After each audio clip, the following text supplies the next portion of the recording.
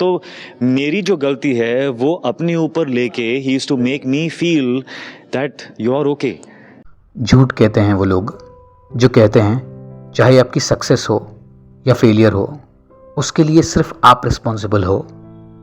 सच तो ये है कि चाहे आपकी सक्सेस हो या फेलियर हो, जितने उसके लिए आप रिस्पॉन्सिबल हो उतने आपके आसपास के लोग भी हैं। कैसे? अब इस बात को हम फील करेंगे ऋतिक रोशन के इस इमोशनल किस्से से। बात यह हुई जब ऋतिक एक छोटा बच्चा था तो वो सुपरस्टार रजनीकांत के साथ एक फिल्म कर रहा था। अब फिल्म करते वक्त ऋतिक रोशन से बहुत सारी गलतियां हो रही थी क्योंकि वो एक छोटा बच्चा था। अब आप अपने पास्ट में जाइए और याद कीजिए जब आपसे बचपन में गलती होती तो आपके आसपास के लोग किस तरीके से रिएक्ट करते, इंसल्ट करते।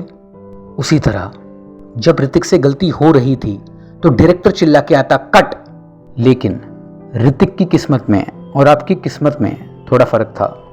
ऋतिक की फीलिंग्स को बचाने वाला कोई था। जैसे ही डायरेक्टर चिल्ला के आता कट, उसी सेकंड रजनीकांत सामने आते और कहते सॉरी मेरी गलती थी, इस शॉट को हम वापस से करेंगे, ताकि ये जो छोटा बच्चा था उसे ये ना लगे कि उसकी गलती की वजह से शॉट कट हो रहा है और उसका कॉन्फिडेंस ना खत्म हो जाए। मतलब सोचिए कि कोई इंसान दूसरे की गलती का इल्जाम अपने सर पर सिर्फ इसलिए ले रहा है ताकि उसका कॉन्फिडेंस ना खत्म हो।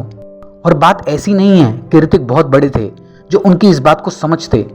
वो तो इतने छोटे थे कि वो इस बात को समझ भी नहीं सकते, फिर भी उन्होंने किया। अब जब आप किसी के लिए कुछ करते हो, चाहे वो अच्छा हो या बुरा हो, वो कर्म आपके पास पलट के आना ही है।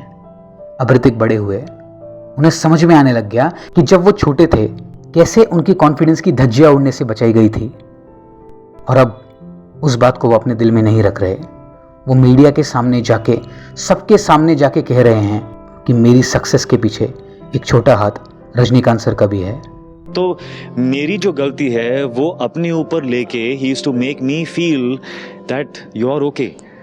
अब आप बताइए, अगर आपके बचपन में ऐसा कोई इंसान होता जो आपको इतना प्रोटेक्ट करता तो आज आप कहाँ पे होते?